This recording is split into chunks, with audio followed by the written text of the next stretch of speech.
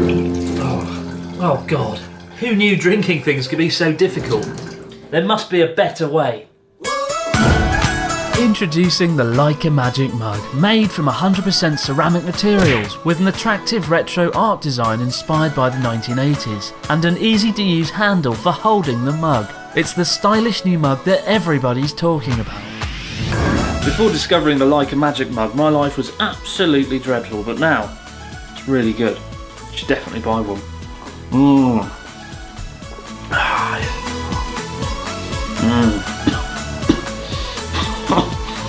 That's really good.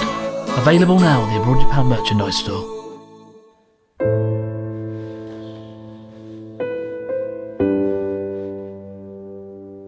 You know, sitting on this big empty sofa is making me feel uncomfortable and alone. There must be a better way.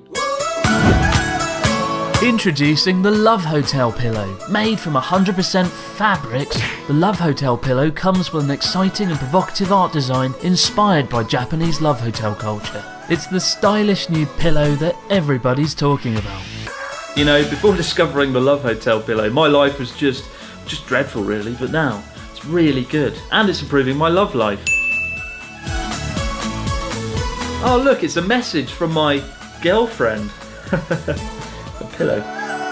Available now at the Abroad Japan merchandise store.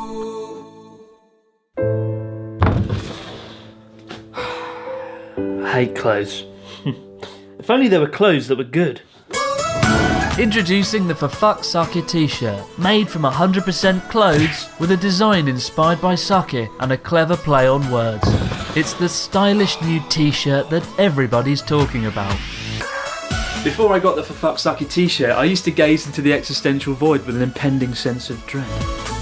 But now I've got a t-shirt with a funny phrase on it, I can look into the mirror every day and laugh instead. That's genius, that really is. Available now at the Abroad Japan merchandise store. As you can tell, a lot of effort has gone into those adverts. Hey guys, welcome to the channel. Good to see you again. So today I just want to sit down really and have a chat about a few things. Two things to be precise. First of all, I'm genuinely shocked to announce we finally have an Abroad in Japan merchandise store. It's taken 5 years to get to this point, but we have it and it's filled with some really fantastic products and designs that I'm really excited to share with you. I worked with a professional designer over the last few months to create a series of designs and themes that reflect some of the bizarre and strange topics we cover in this channel, from the For Fuck Sake and Like a Magic catchphrases to designs with Natsuki's electric box and the fucking cleaner and the Love Hotel design. I guess the reason it took so long to get to this point is just it's quite a big deal selling things, you know, going from a video person to someone with a merchandise store. I wanted to make sure that products were A, really good quality, and B, good designs that I believed in, and they are, and I'm really happy with it. And you can find the link to the store in the description box below if you want to check them out. It's also important to point out that anything we make from the merchandise is reinvested back into the videos to produce more content for you guys as well. And it's particularly well timed given YouTube's demonetization issue that I talked about before. So yeah, no, please check out the store. Now on to the main thing I wanted to talk about today, and that is, where is Natsuki the movie? I previously said that it would be coming out at the end of September. It hasn't, and recently many people have been asking, where is it? So today I'll talk a bit about what the documentary is and why it has been delayed. So as many of you probably know, Japan's population is going down pretty quickly. At the moment, the population is 126 million, but it's forecast to drop to just 107 million by the year 2050. And it's particularly worse in rural areas where young people all head to the city.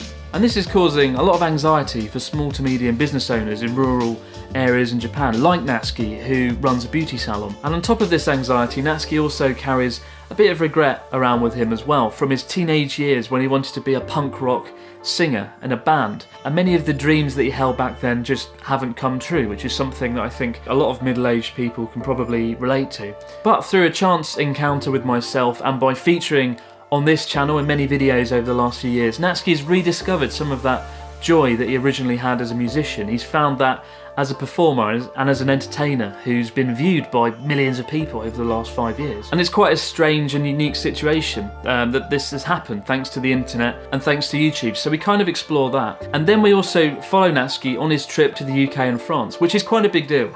because Natsuki has only been abroad, I think 2 or 3 times in his entire life. It's quite a rare thing for him. And he makes this bucket list of things he wants to do, and we follow him and watch him as he ticks them off and goes through these weird, ridiculous situations that arise as a result of this bucket list. Now, I didn't really know how to end the documentary, because after the trip he came back, he went back to work, and things were, you know, just normal. After all, it's real life, right? People don't go on a 10-day holiday and then return and their life's changed. So I didn't know how to end it. But it turns out, since coming back, Natsuki's picked up his guitar again and started playing, and it turns out that it did give him a bit of a kick to do something.